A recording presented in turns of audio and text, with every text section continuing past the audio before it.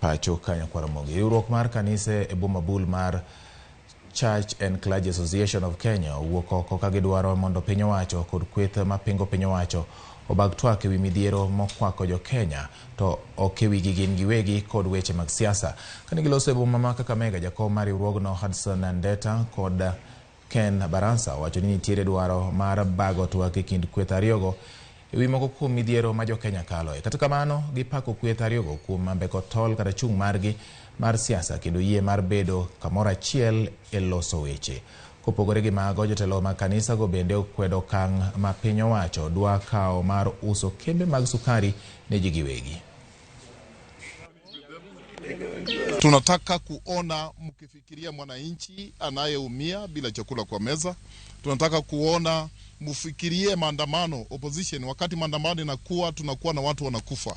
Mufikirie hilo. Hatutaki kuona watoto wetu wakifa kwa ajili ya maandamano. So tunataka wale ambao wamekaa kwa hiyo meza waondoe misimamo mikali. Na ni wakati sasa wanatuonyesha kwamba hawana suluhisho ya haya mambo. Serikali na opposition hawana suluhisho. Basi kwa hivyo tunataka watu involve hata sisi kanisa, ili tukaweze kukaa kwa hiyo meza tuwaambie, maana sisi ndio tunakaa na watu hawa, watu wote wanakuja kanisani na tunajua kile watu wetu wanapitia. Amani iwe katika taifa letu na tuweze kukaa kama nchi moja. Hatungependa taifa letu liingie katika mafarakano vile tunaona kule Sudani inatokea. Hatungependa mambo kama hayo yaweze kutokea. Wamama sisi ndio tunaumia. Wamama tumepoteza watoto.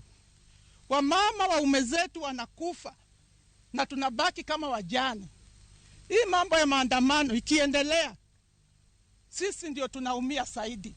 Ningeomba tafadhali rais wetu, tafadhali pamoja na former prime minister, mkae chini